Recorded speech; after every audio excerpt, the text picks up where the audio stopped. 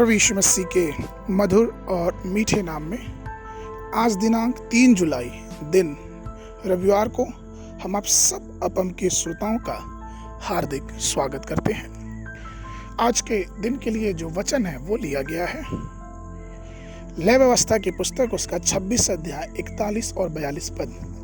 वचन इस प्रकार से कहता है, इसी कारण वह हमारे विरुद्ध होकर हमें शत्रुओं के देश में ले आया। यदि हम उस समय उनका खतना रहित हृदय दब जाएगा और वे उस समय अपने अधर्म के दंड को अंगीकार करेंगे, तब जो वाचा मैंने याकूब के संग बांधी थी उसको मैं स्मरण करूंगा, और जो वाचा मैंने इसहाक से और जो वाचा मैंने इब्राहिम से बांधी थी उनको भी स्मरण करूंगा, और इस देश को भी मैं स्मरण करूंगा।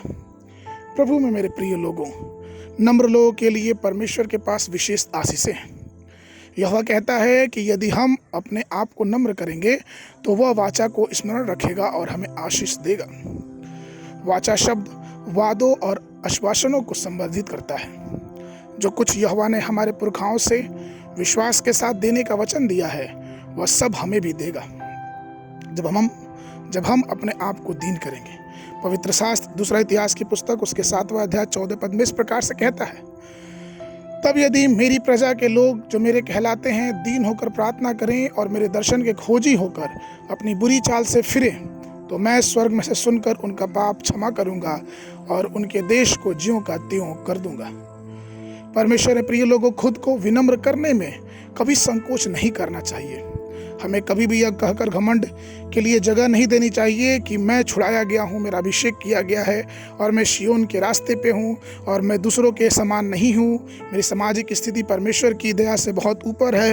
मेरा समुदाय, मेरी चर्च सदस्यता सबसे अलग है और मैं सबसे महान हूँ। देखिए कैसे दानियल ने खुद को दीन किया और प्रार्थना की। दानियल परमेश्वर का एक जन था और पवित्र आत्मा की शक्ति इसके अभिषेक से भरा हुआ था।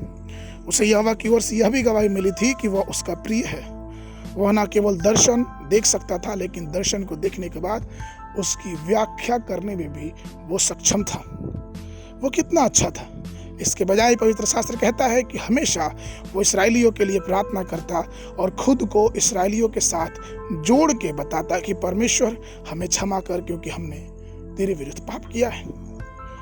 इसी विषय में हम नहम्याह के बारे में देखते हैं कि नहम्याह की विनम्रता प्रार्थना को देखें।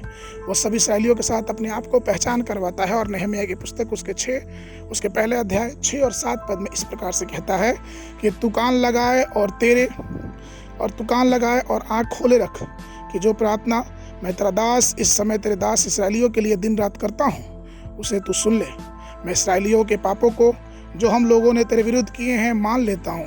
मैं और मेरे पिता के घराने दोनों ने पाप किया।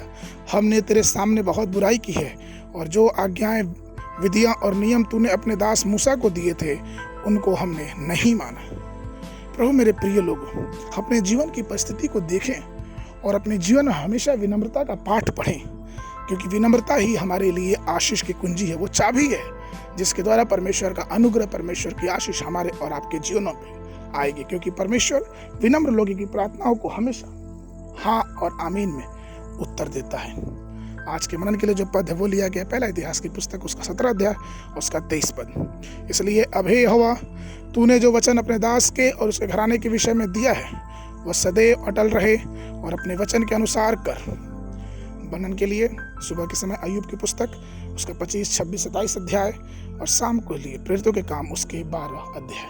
परमेश्वर आप सबको बहुत बहुत आशीष देने पाए।